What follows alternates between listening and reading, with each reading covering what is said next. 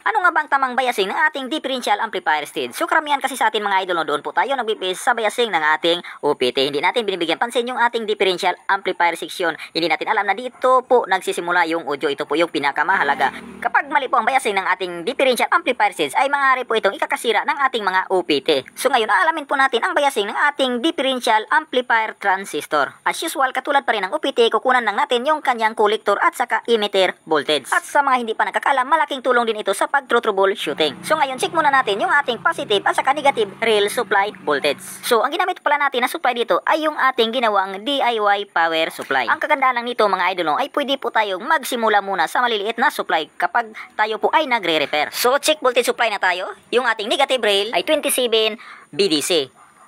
At yung positive rail ay 27 BDC rin.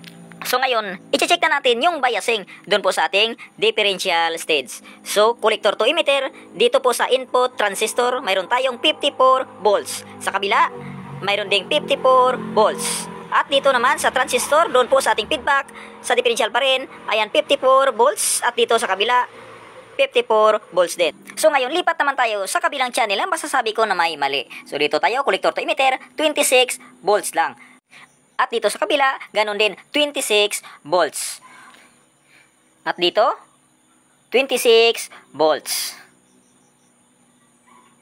At dito naman sa ilalim ay 26 volts din. So dito na po papasok ang sinasabi ko na makakatulong po sa ating pagre-repair yung pagkukuha natin ng biasing sa ating differential amplifier. So ngayon, ipapakita ko po sa inyo kung paano ko po nahuli na yung may mababang voltage, yung may problema. So ngayon, paano ba ang dapat natin gawin? So ganito lang po, yung negative probe po natin, ilagay po natin sa ground at sukatin natin yung collector dito sa may 54 volts kanina. Yon, may nusukat tayo na 27 volts. Sa emitter naman, 27 volts. So positive at saka negative 27. Dito sa kabila, mayroong negative 27 volts. Sa kabila naman, positive 27 volts. So ayan, positive at saka negative 27 yan. Ngayon, lipat tayo dito sa kabila.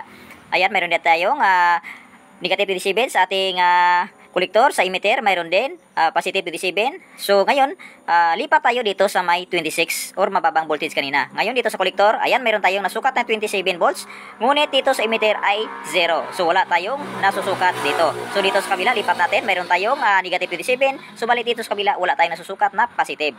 So ngayon, lipat natin dito sa isang transistor sa taas, sa may feedback. Ayun, may nasukat tayo na negative 27 sa collector. Sa emitter ay 0. So ngayon, alam na natin kung ano yung nawawalang voltage. Yung positive 27 sa ating positive rail ay hindi pumapasok dito po sa ating differential amplifier. So ngayon, ayan, hahanapin natin yung connection. So ayan, wala. Dito sa jumper. So ayun, may nasukat tayo na 27 volts. So ibig sabihin, naputol po yung jumper po dito. So ngayon, lagyan po natin ng jumper at magsukat ulit tayo ng voltage.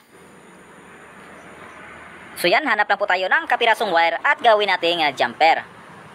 So ayan, hinang lang po natin, magkabilaan.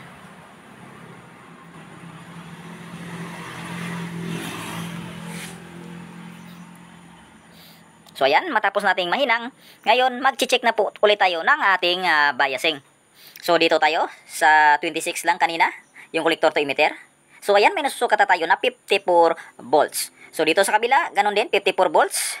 So, ayan, try natin dito ulit sa 26 kanina, 54 volts na. Dito sa itaas, 54 volts. At dito, 54 volts din. So, yan ang sinasabi ko mga idolo na napakalaking tulong talaga yung biasing sa pag-troubleshooting. Nahanap agad natin kung saan po yung may problema. So, ang biasing pala ng ating differential amplifier collector to emitter ay ang total voltage ng ating supply voltage na negative at saka positive rail. So, ganito lang po. Maraming salamat.